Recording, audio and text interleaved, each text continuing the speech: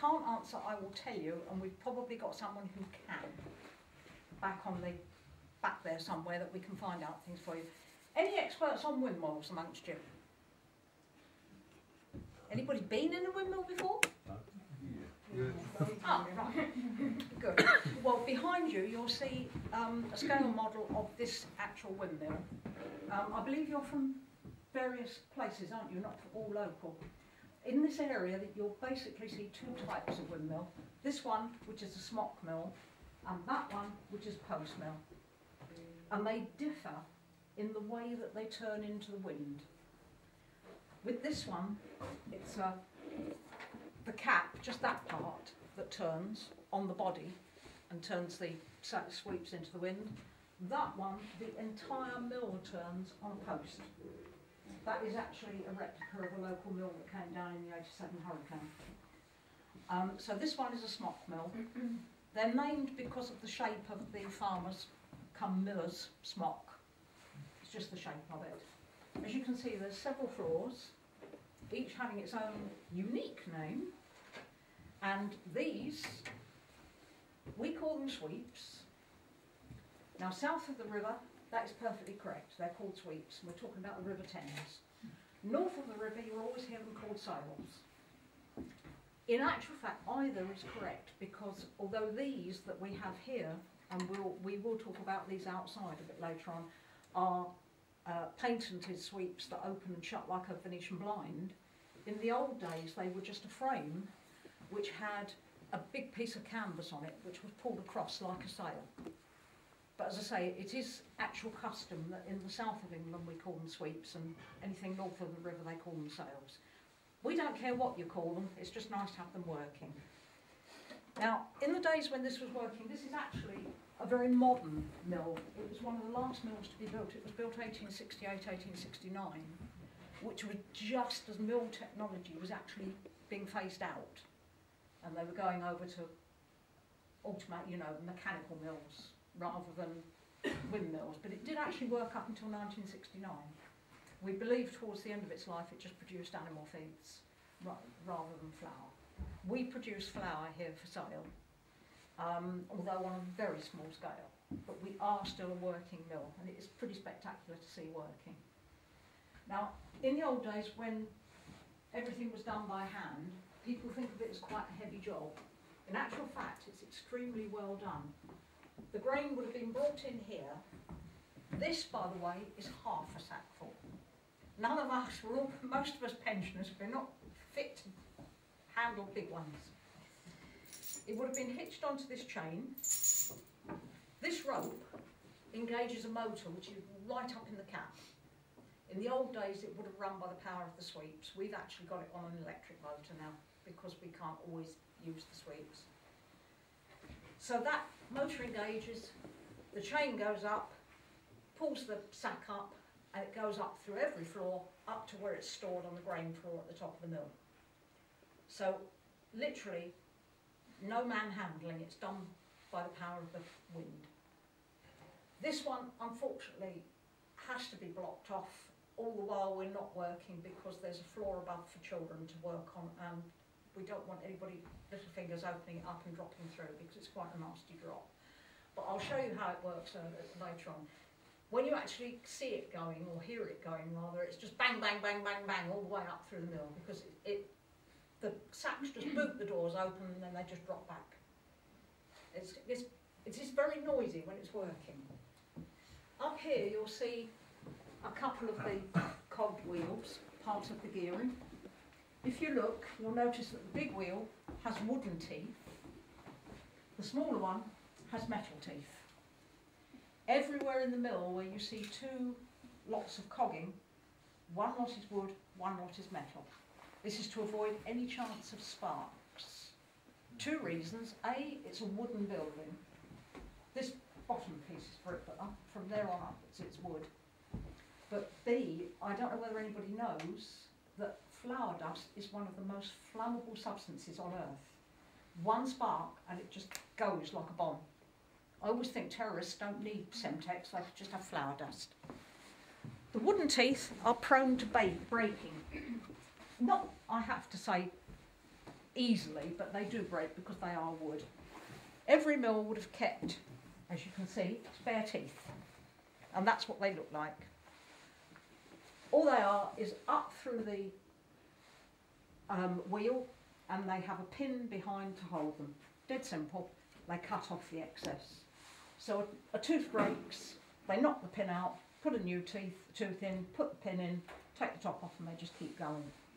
That, I don't know whether you can see it from where you're standing, but you can see the shine on it. That hasn't been treated. They use specifically 2 types of wood, applewood or hornbeam, both of which are self-lubricating. That is perfectly natural. There's nothing being put on there at all. And that just gives that bit of lubricating for working on the wheel. These days we do have an auxiliary engine, and that in actual fact is not so modern, because this mill had its own auxiliary engine shortly after it opened, and in the photos over here you can see the chimney for it. The base is still in existence, it's over on the veranda by the barn, but the chimney itself was taken down some time ago. And this is, as I say, this was a very late mill, and mechanisation was just beginning to take over. So it actually had an auxiliary engine from a couple of years after it opened. And the one that we have now, although I'll show it to you later on the way back down, although it is not the original one from the mill, is contemporary. It's 105 years old. Now, is everybody all right for climbing stairs? You're all fit?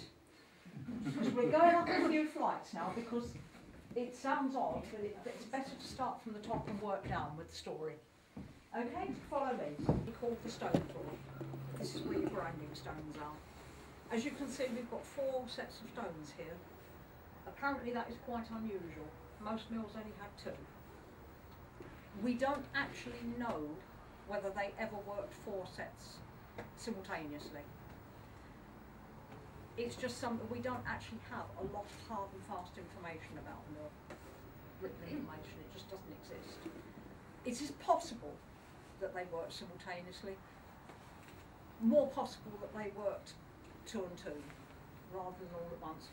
I feel that they would have caused an awful lot of vibration and everything to have all 4 going at once. The stones consist of, as I'm standing on, the bed stone. That stone is fixed. There's another one inverted on top of it, you can see one there. And that's called the runner stone. That's the one that actually spins and does the work. And they're encased in a ton. That one is original. This is our modern one, because that is the only set of stones that we work at the moment. Hopefully we will get another set going, but that's the only set working. As I say, this is original. And it's literally just confine everything that they're doing, because as the spin, the flour goes outwards. What happens to it is on the runner stone there's a sweep that sweeps everything round. It goes through a chute and down to the floor below. Everything works by gravity. Your grain's all gone up, it's actually on the floor above us. We can go up and visit that, but I might have to split you into 2 because naturally it gets smaller as we go up. So the grain comes down very simply through a chute. Somebody empties a sack up there and it comes down. This, by the way, is required by health and safety because we're a working mill and we're producing stuff for human consumption. Wouldn't have been one of these in the olden days. The grain comes down into this hopper, and if you like to shunt round a bit, and you can actually have a peer in. In there is a web. The grain comes down, fills this hopper up, and holds that webbing down. When everything's moving, this is turning, and what happens, and it's why this is here, under this bolt here is this, it's known as a shoe, and it at an angle like that. The grain goes into it from the bottom of this hopper. This actually makes it shiver, and that just shakes the grain gently down into the centre of the stones, which is where it starts grinding. Now, the miller would be working on the floor below. He wouldn't be up here. Once it's all set up, he'd be working down below. he has to know if anything goes wrong, because of course if this runs dry, you've got stones running on stones, you've got problem sparks, etc. So they have a very simple alarm system. If that runs out, the bell rings. I can tell you it works because we were milling last year, and I was actually up here with a group. We had some people in while we were milling, and that went. And our miller shot up like a scalded cat. So it does work extremely well. It's also, the setting of the stones is adjustable from downstairs where he's working, which I will show you as we go down. As I say, very, very simple technology, but it is technology when you stop and think about it. It's very well worked out. So that is how it works. The grain comes down, gets ground here, it's swept round and it goes down below. Now the two stones, there are two types of stone. This one, if you look, you can probably see it's a bit like a jigsaw. That is actually a French quartz stone, very, very hard, very good for doing corn, which is a very hard grain. The other type of stone, which doubtless you've all seen either on holiday or in pictures in books or on the TV, are the big solid stones that are quarried in Derbyshire. Just one big solid piece of stone. And that's the two types of stone you would get. They're both cut in the same pattern, and when one is inverted on the other, you can see what happens. It crosses. And I'm reliably informed, I've never put my hand in to find out, that it doesn't grind, it actually cuts, like scissors. That action of the two sets of stones cutting literally cuts the grain. As it goes, works outwards from the centre, it's cut down more and more and more and more until it comes out as flour on the other side. And that's how it works with the top one spinning round.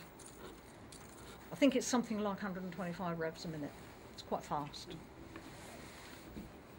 That creates, of course, centrifugal force, which will make the top stone try and lift. When we go downstairs again, I'll show you why it doesn't lift. That is the rough idea of how it works. Now these stones, I dare say you can see on this, the grooves. This is a very old and very worn stone. A working stone would have much deeper grooves, and you wouldn't do that. You would literally cut yourself. They're very, very sharp. They had to be sharpened on a regular basis, and that is the type of thing they were sharpened with.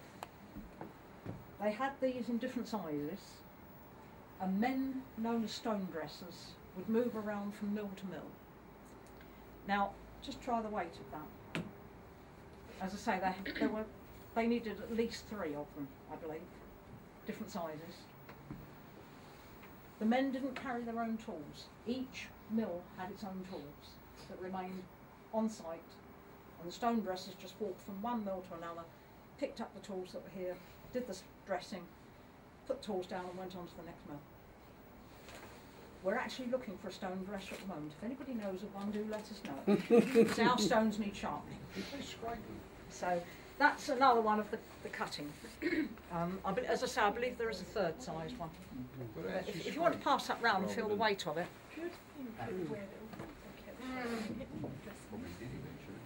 Very simple, but it works.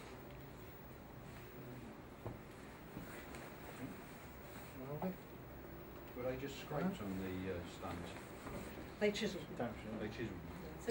I've got a picture downstairs of somebody working with one. So the stones would have eventually worn out. Eventually, I believe it took quite a long time actually, because they start off very thick, and as you can see, that one is quite thick. So I think they sort of wear down quite slowly. So in fact, the stone dresser was a bit like a farrier or a blacksmith that, you know, sort of went round and did his business. Yes. Wherever. Yes. I mean, in the days when mills were working, there were a lot of mills. I live in a small village, and we had 3 mills. So you think about it, a dresser actually, yes, he moved around. He probably only moved around a fairly small area because there were a lot of mills, and he just had to keep going around. A working mill, if they were a busy working mill, would probably need to have the stones dressed every couple of weeks. Oh. So a man will work around. Oh, so it was Yeah, quite a viable enterprise then. Oh yeah, yeah. Well, mind you, I doubt if they got paid all that much. Now, who would like to go up and see a bit more? Yeah. Yes? We can go right to the top of the mill, which is the cap, and I can explain how it turns, but I'm going to have to split you because it is very small and there's no way we'll get up all together. So I'm going to have to ask you, do you mind sort of waiting down here and talking amongst yourselves while the rest of us go up? Okay? So let's have half of...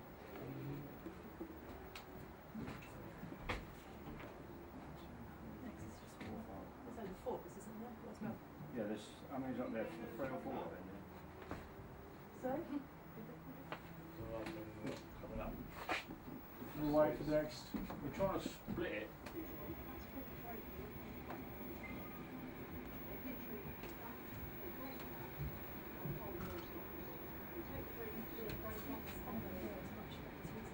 Explain it all as we go around.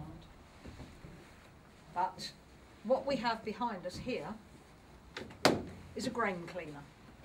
All mills would have had one. It wouldn't have stood inside the mill, it would have been outside, most probably in a barn or something.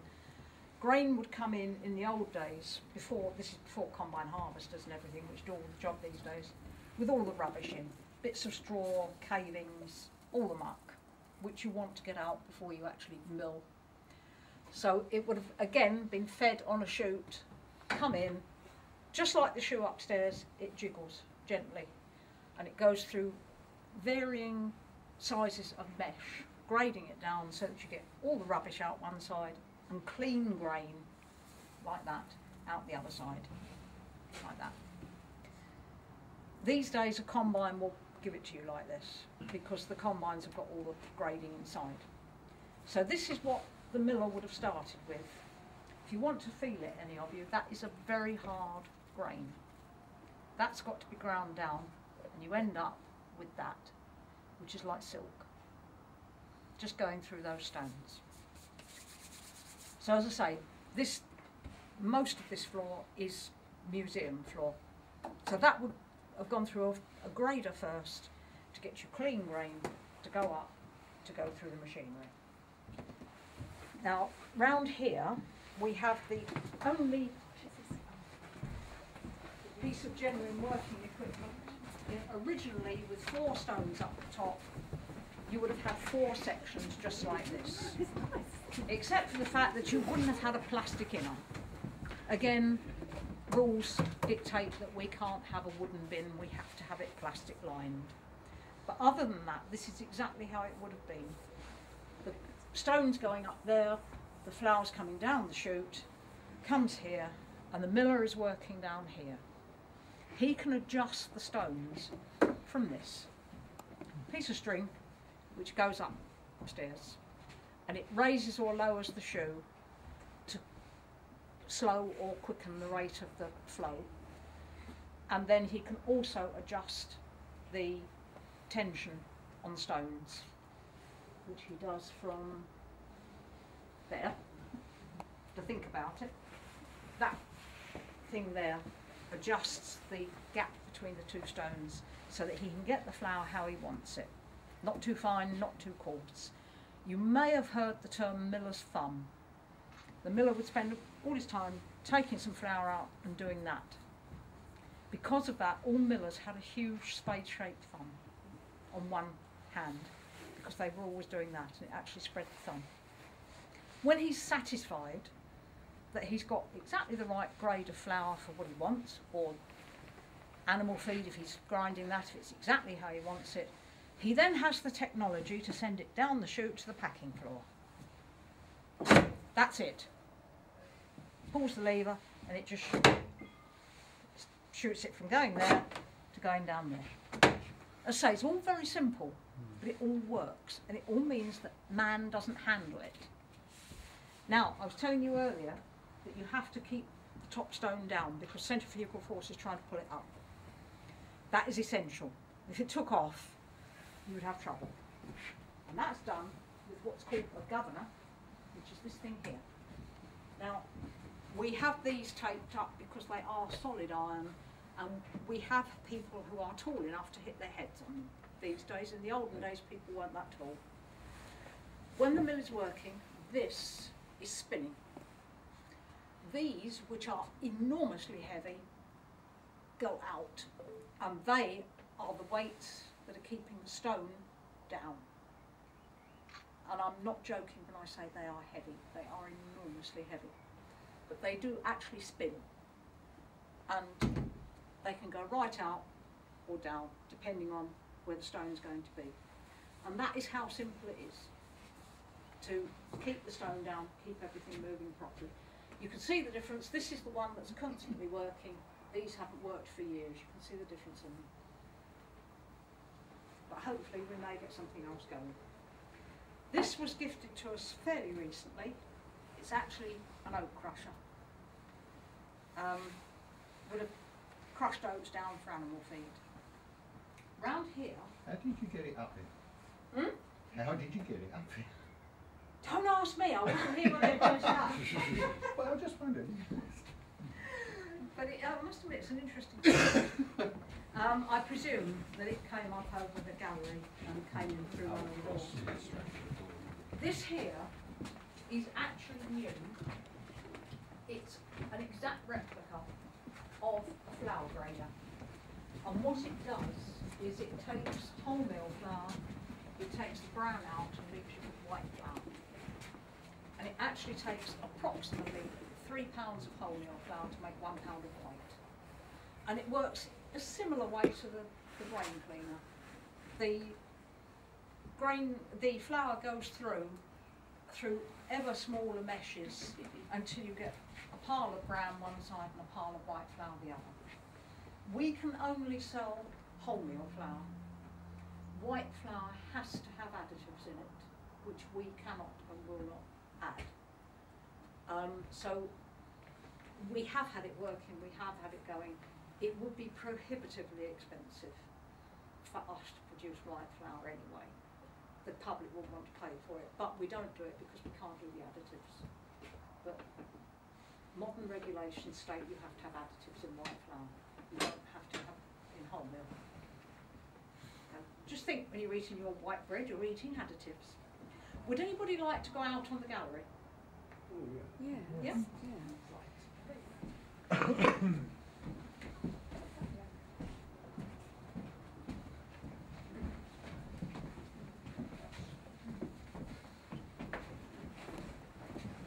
Manage not to drop the pig. Yeah, you need to laugh, it has been done.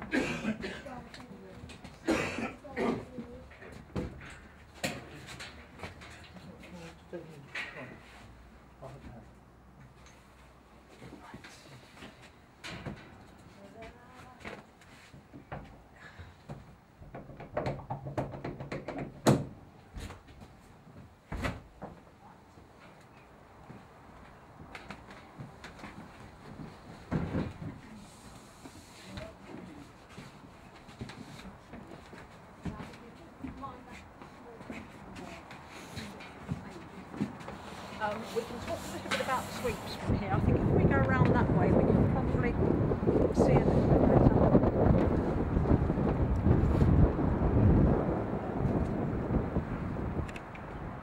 If you look up in the centre, you'll see some black iron work. That is known as the spider, and down each sweep there's a long rod, which you can see. And that controls the shutters. Now the shutters work exactly the way of a Venetian blinds. The further open they are, the less wind. So in other words, if the wind is very strong, they open to spill the wind. You've probably heard the expression, they use it in sailing as well. If there's very little wind, they will close down, so there's more pressure and the sweeps can keep going. So is that automatic then? That is automatic, and as we go around, I'll show you how it works. If you also look up, you can see that cap that some of us were inside, that is the bit that moves. That's why it actually doesn't look as though it fits, because it has to actually move round on that section. So, as well as the loops closing, can they alter the angle of the sweep at the same time, or is that stay As far as I know, no. It's just the louvers that open and shut. You might come around.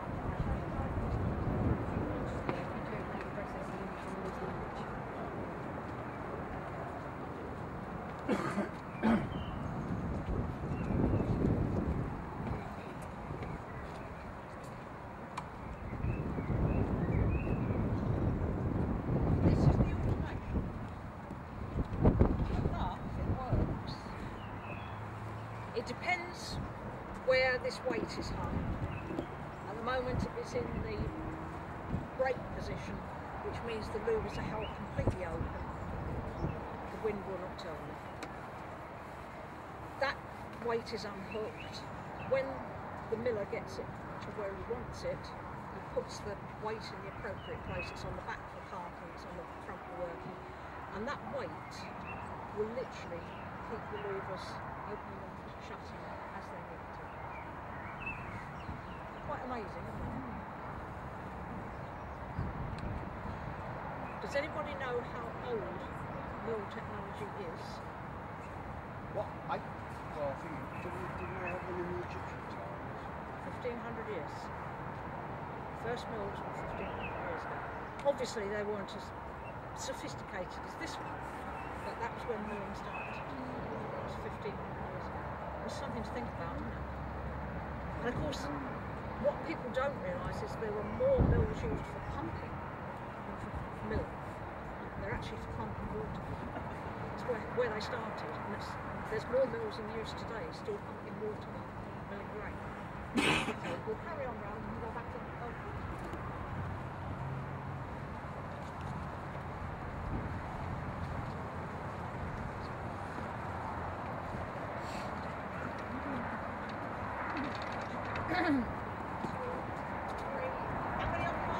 I don't know. You can't get out again, so. 5.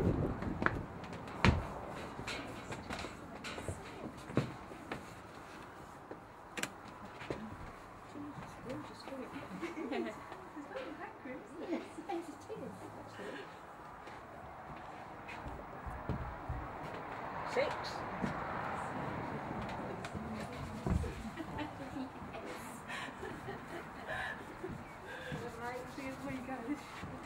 And this is where it comes. Down the chute, into a sack which would have been standing on the scale already so that they can get it to the right weight, stop it, and that's it.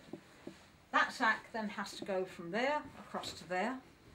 Behind the gentleman over there is a sack barrow, which is a crank up one. You don't actually use any effort to it. You wind the thing and it does itself. Motor it over to this door, which actually isn't a door. In the old days you have to stop and think that there would have been a horse and cart outside there to take the grain that's been milled or the flour or whatever. That actually drops down to form a chute, and they would just trundle the thing over there, tip it onto it, and it would slide down straight onto the wagon.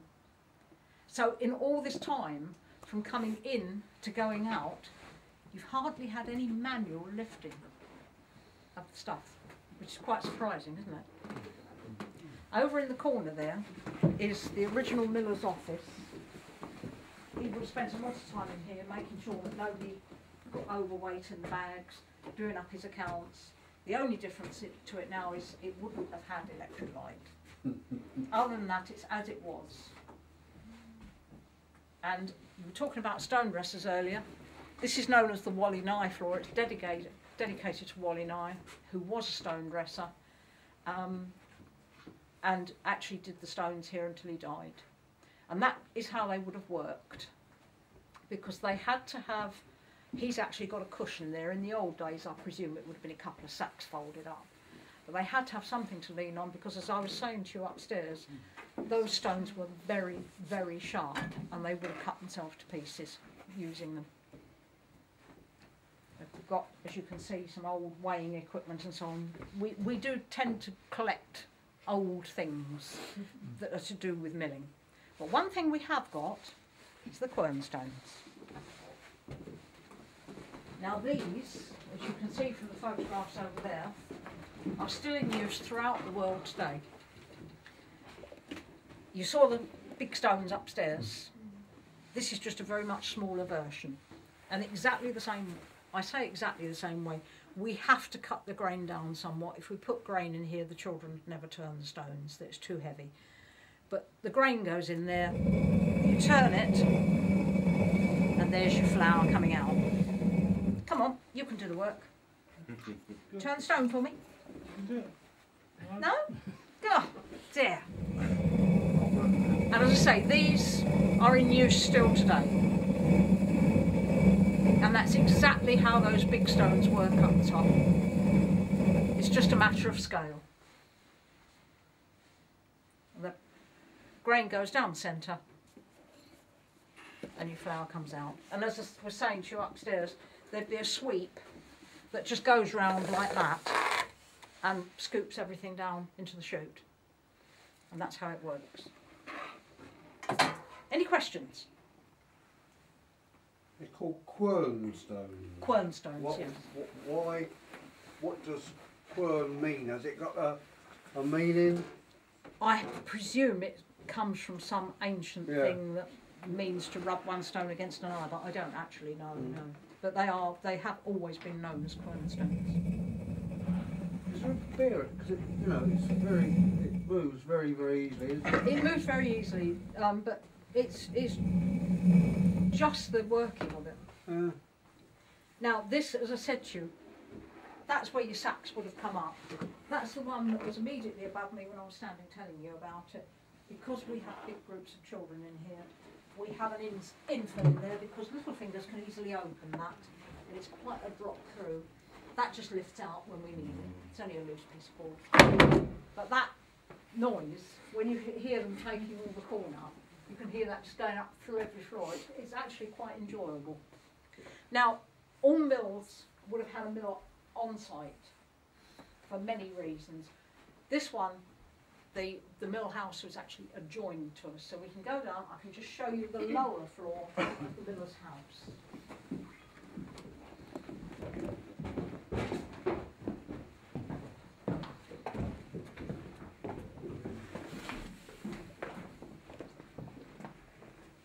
Now this, as you can see, is the kitchen of the miller's house. What always amazes me about this, literally every time I walk into it, is if you stop and think, families in those days were enormous. They could have had 6 or 8 children, and this is the kitchen. They must have eaten in relays, because there's no way you could get a whole family around here in one go. That is the miller's cooker, and everything in here has been collected from Ashford and the Ashford area. It's all contemporary, it's exactly the right period, but it didn't actually belong to this mill, but it's as it would have been. Washing dolly, not the equivalent of a washing machine. Behind you you've got a very nice old mangle. And of course, again, there wouldn't have been electric light. They would have been using paraffin lamps. Okay. But as I say, what amazes me is how small it is. Through here we go through to his, or the family's, living room.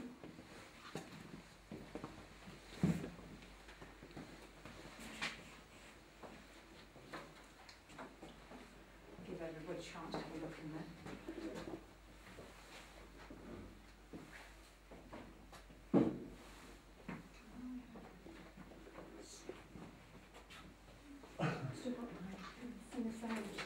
Yes. I've still got mine. Have you? Yeah, Oh, lucky it was you. my grandmother's. Yeah.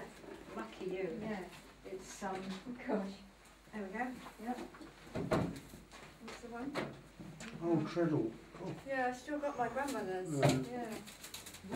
Yeah. We got one, but it's electric. But, Yeah, No, I've got the one up. I've got the one that's sitting down there, the little handle. Oh, that one. Yeah, the one with the handle. On oh, there. at the side, yeah. Yeah. I'd actually like a treadle, but I can't find one yet because they're very easy to control. They are. I find them very easy. Mine, ours is very easy. Demonstrate. You just get the hang of it. This is demonstrating music. So, as I say, once again, what always amazes me is just how small this is for a family that would have been probably 8 or 10 people. We do know that one of the final millers that lived here had several children. They had so many children that they didn't have enough bedrooms upstairs because they had the floor above. These days it belonged to our caretaker. We have an on-site caretaker. But some of the children actually slept on the grain floor in the mill. Now that very rarely gets above freezing, so they must have been very hardy children. Through here they had the miller's garden. I have a feeling in the old days it would have been vegetables. These days we just try to keep it pretty and looking nice for people. As I say, I can't take you upstairs because it's the caretaker's flat these days. Our caretaker and our 2 pussycats live up there. So we have 2 cats on site. Does he have modern conveniences and things like that, or is it still as... I presume he has modern conveniences. I've never been up there to inspect it. I just worried that he still sort of got a candle up there. No, I think he does better than that. We have actually got electric lighting here. Just through here, which was originally the stairs, you can actually still see the shape of the staircase here. We've got some before and after. And what is surprising to me is how it still looks very much the same today as it always did. Really, a lot of these pictures aren't that much different.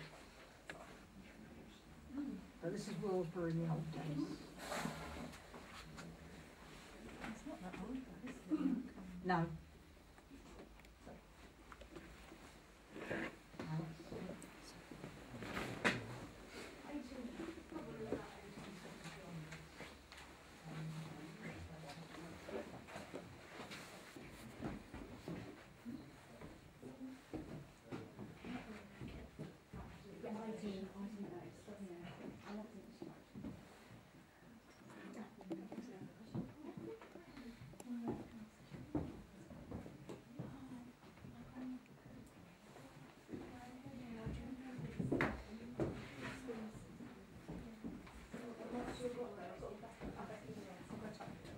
It takes an enormous amount of money.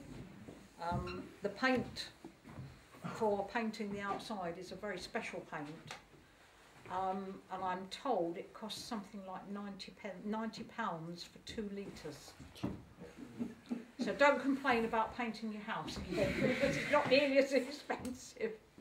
We've also got to have the mill cleaned this year because I expect you noticed it's very, very mucky. It's the mess that comes from the motorway.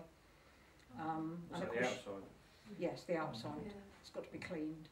And then you've got to have a special team that abseil down the outside to clean it. It's not easy, and we make most of our money to keep the mill going from doing weddings. We hold weddings here in the mill. It's quite a popular venue. Those tell me a bit of a story of how it was restored. It's still owned by Ashford Borough Council. They just lease it to us. Yeah. Do you know when they're going to be doing the cleaning out on the outside? Hmm? Do you know when they're going to be doing the cleaning on the outside? Because that'd be really fascinating to watch. Charge for that. They're doing it this year, but I don't know when. It'd be nice to come and charge people to come and watch. Exciting, really. No, but I think that'd be something you wouldn't Quite good see, fun to yeah. watch, actually. It's like watching thatching. I did volunteer. They could have let me abseil down the outside. But they didn't seem to fancy that idea. And here, Yeah. when they were doing someone having their sandwiches. Oh, my dad's saying that. Up on the end of the sweep.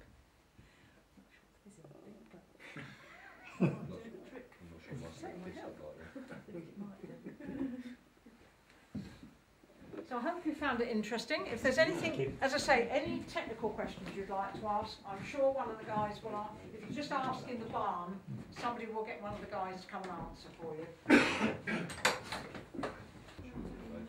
doesn't look like they want to go.